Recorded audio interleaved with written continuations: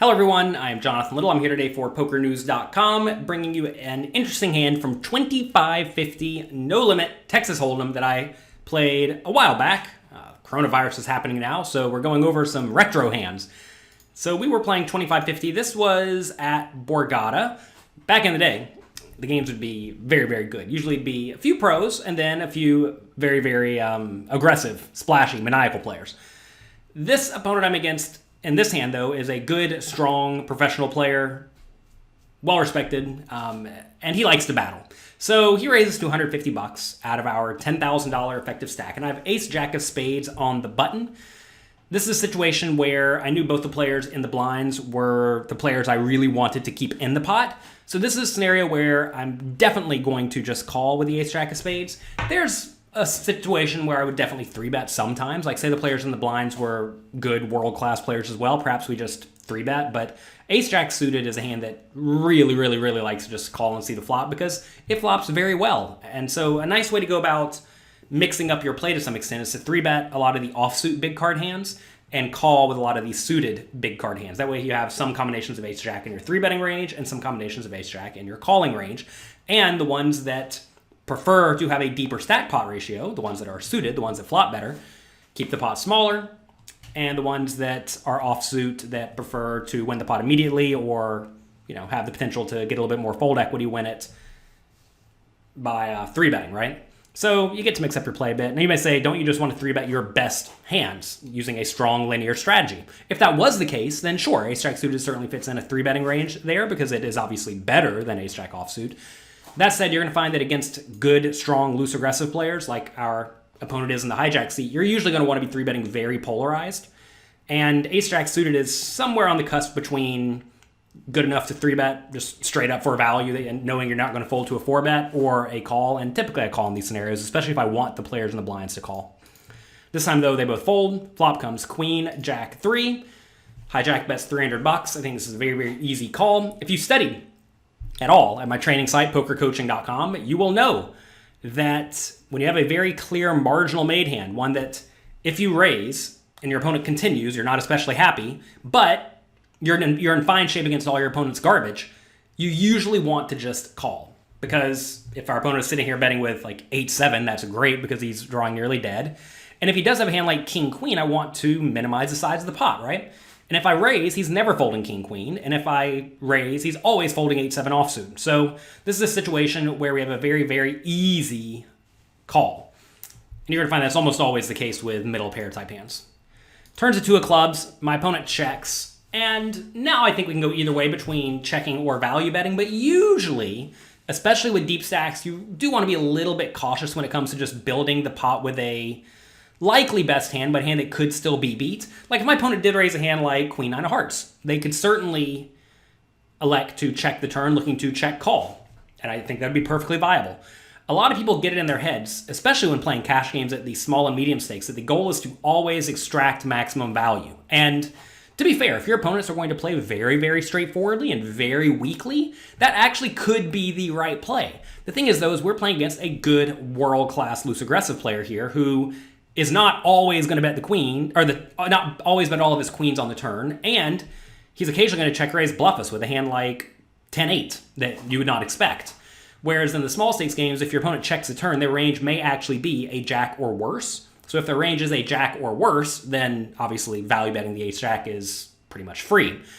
And this is actually a big differentiator between the small stakes and the high stakes. In the small stakes, you can be way more willing to bet for thin value with the intention of folding if raised, because you're really never ever getting raised unless you're against a better hand. Whereas in the higher stakes games, when you bet, you are going to get bluffed sometimes, and that is just detrimental, because right here, when our opponent checks a turn, we should win this $975 pot the vast majority of the time.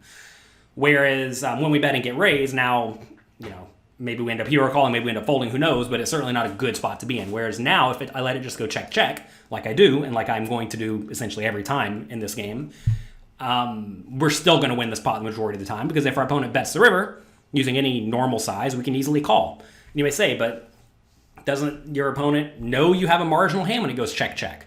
If I had a hand like ace-10, I'd probably check it back. If I had a hand like ace-3, I'd probably check it back. Or pocket 10s, I'd check it back. But I also check back with a queen, a bad queen, like queen 9 suited, and some jacks, like I have here. So that's going to put my opponent in a pretty rough spot where they're not going to know if they should be value betting bluffing the river or not. And also, they can't really necessarily know if they should be going for thin-ish value with a hand like, say, they have king jack, right? They don't know if they can go for thin value or not. So this is a situation where when you check behind, make sure you're not only checking behind hands that you plan on always calling the river with, or hands that you always planning on folding the river with, because that's going to make you very easy to play against, right? Especially when you're playing against good players, you always want to make sure that whenever you bet or check, you have some strong hands and some weak hands in both portions of your range. Again, going back to the small stakes players, if the hijack checks and they have literally a jack or worse every time, they're just easy to play against, right? But if instead they have some queens that they're going to stick around with, and they have some bluffs they're going to check raise, and they have some nuts they're going to check raise, like, I don't even know, pocket queens or something, now they become way more difficult to play against, and I don't have nearly as free of a value bet with the ace jack on queen jack 3-2. So anyway, check. River is a 6, and if my opponent makes a normal bet, like $600, we have an easy call, or $1,000, we have an easy call, but instead my opponent goes $2,700, 3 times pot. It's not really what we expected, but this is what you will get out of good, strong, battling, loose, aggressive players. I'll tell you a little secret about the good, strong, battling, loose, aggressive players, though. They often bluff way too often using a big size. They get it in their heads that, all right, it's clear Jonathan here has a marginal-ish made hand, because if to be fair, if I had like a good queen or better, like king queen or something, I'm always betting the turn. So if I'm always betting the turn, my good king queen, now my range is like queen 10, queen 9, only suited, and then ace jack, king jack, jack 10, jack 9, etc.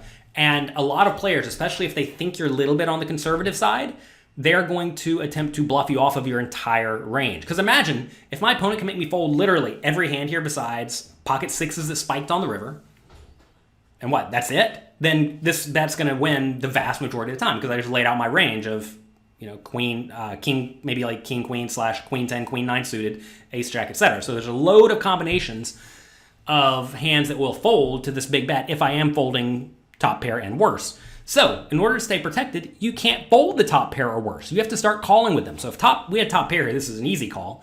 And you actually have to start extending lower and lower, because I realize I'm sitting here with like ace high sometimes. I'm sitting here with 10s, 9s, 8s, 7s, 6, well, 6s calls, 5s, 4s, ace 3, right? All these hands are going to be in this pot, and they're going to have a very difficult time calling. So really, whenever you're making hero calls in this scenario, you ideally want to block whatever the nut hand is that the opponent's representing, which in this case would be 5-4. So you'd like to have a 5 or a 4 in your hand, ideally. But if you think about my range, I really don't have a whole lot of 5s or 4s in it. So when that's the case, you want to look for other relevant blockers, but really there's not any. Not anything too relevant in this scenario. So you just want to straight up call with the best hands in your range. So that'd be all the queens, probably all the jacks. And if I had pocket 5s or 4s, that's probably going to be a call, whereas like 7s, maybe a fold. Because 7s, if anything, blocks random bluffing hands. Ideally, you also don't want to block your opponent's potential bluffing hands, like king 10's an obvious bluff, 10-9's an obvious bluff, 10-8's an obvious bluff, 9-8's an obvious bluff. Even a hand like ace 10 may bluff, or ace 5 may bluff, or ace 4 may bluff.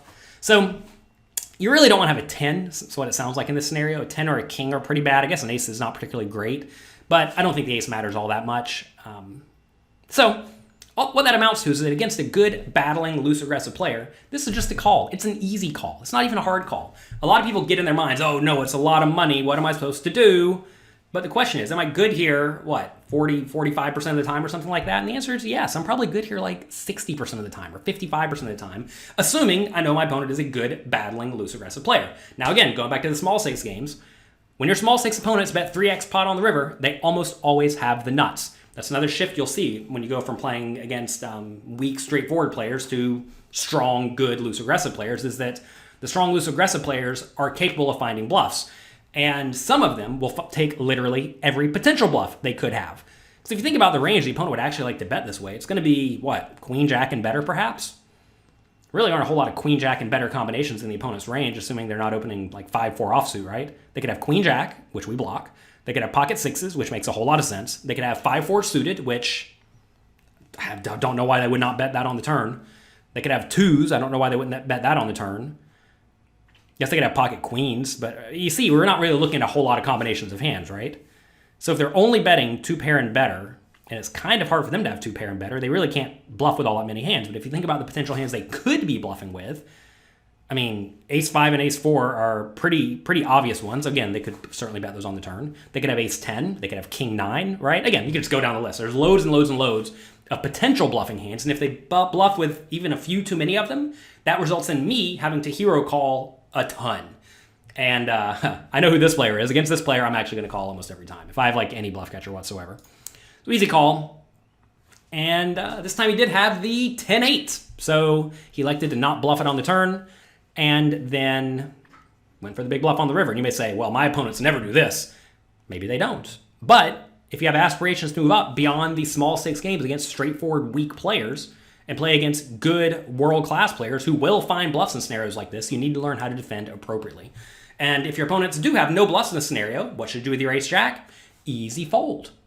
Poker is easy when you know exactly what your opponents are doing. It gets way more dicey when your opponents are balanced or, slightly skewed one way or the other. And in this scenario, I think my opponent's probably skewed a little bit too towards bluffs to the point that I have an easy call. And in the small stakes games, your opponents are way skewed towards value to the point where you have an easy fold. But as you play against better and better opponents, or to be fair, if you're playing against the regular bet size, right, you need to figure out how your opponent's range is balanced and how your hand lines up against their proportion of value hands to bluffs. And we discussed that thoroughly at pokercoaching.com. It's beyond the scope of a short video here.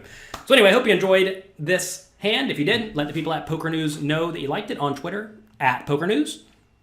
And give them a follow. They have a lot of great content there. Good luck in your games. Have fun. Click the like button. Thank you. And I will talk to you next time.